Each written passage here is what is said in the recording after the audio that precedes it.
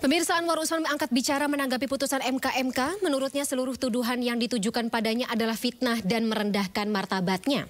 Anwar juga mengatakan dirinya menolak mundur dalam penanganan perkara hanya demi kepentingan publik untuk menyelamatkan diri sendiri.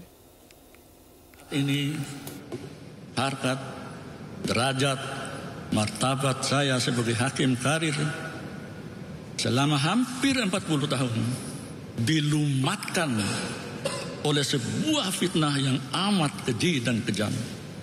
Tetapi saya tidak pernah berkecil hati dan pantang mundur dalam menegakkan hukum dan keadilan di negara tercinta. Saya tetap yakin bahwa sebaik-baik skenario manusia siapapun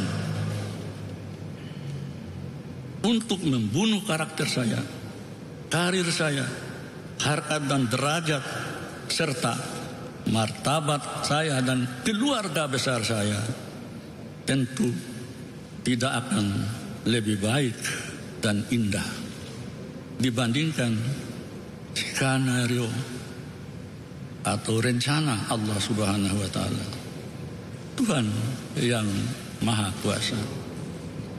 17.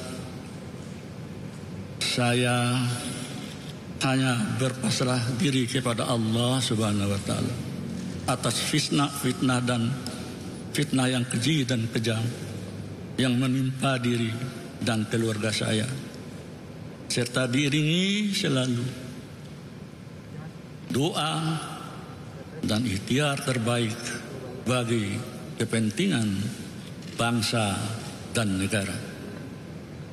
Semoga yang selalu memfitnah, yang membuat isu,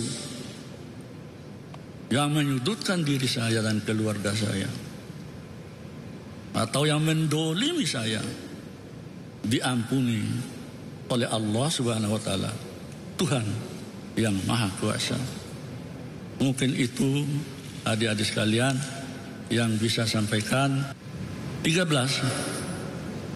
Dengan berbagai jurisprudensi di atas yang pada intinya menjelaskan bahwa perkara pengujian undang-undang di Mahkamah Konstitusi adalah penanganan perkara yang bersifat umum, bukan penanganan perkara yang bersifat pribadi atau individual yang bersifat private. Maka berdasarkan jurisprudensi di atas dan norma hukum yang berlaku, pertanyaannya adalah, apakah sebagai hakim konstitusi dan ketua Mahkamah Konstitusi saya harus mengingkari putusan-putusan terdahulu? Saya ulangi biar jelas. Apakah sebagai hakim konstitusi dan ketua Mahkamah Konstitusi saya harus mengingkari putusan-putusan terdahulu karena disebabkan adanya tekanan publik atau pihak tertentu atas kepentingan tertentu pula? Atau saya harus mundur dari penanganan perkara 96 garis miring PUU garis miring 18 garis miring 2020 demi menyelamatkan diri sendiri? Sebagaimana saya jelaskan di atas, jika hal itu saya lakukan,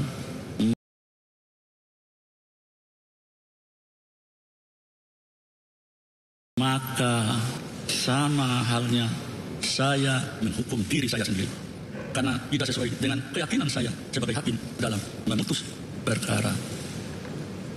Bahkan secara logis, sangat mudah bagi saya untuk sekedar menyelamatkan diri sendiri dengan tidak ikut memutus perkara tersebut. Karena jika niat saya dan para hakim konstitusi untuk memutus perkara tersebut ditujukan untuk meloloskan pasangan calon tertentu, toh juga bukan kami yang nantinya punya hak untuk mengusung calon presiden dan calon wakil presiden, dan yang akan menentukan siapa calon pasangan terpilih kelak? Tentu rakyatlah yang menentukan hak pilihnya melalui pemilihan umum. 14. Telah berulang kali saya sampaikan di hadapan publik nukilan ayat Quran dan kisah-kisah di zaman Rasulullah dan para sahabat tentang pentingnya berlaku adil, apalagi bagi seorang hakim. Namun fitnah yang keji justru datang kepada saya bahwa saya dianggap menggunakan dalil agama untuk kepentingan tertentu. Na'udzubillahi min dzalik. Padahal hal tersebut saya lakukan karena merupakan keyakinan saya sebagai seorang muslim dan berlatar belakang yang merupakan alumni pendidikan guru agama.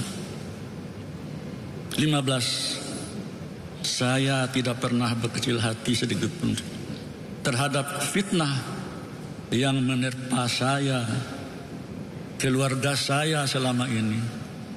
Bahkan ada yang tega mengatakan MK sebagai mahkamah keluarga.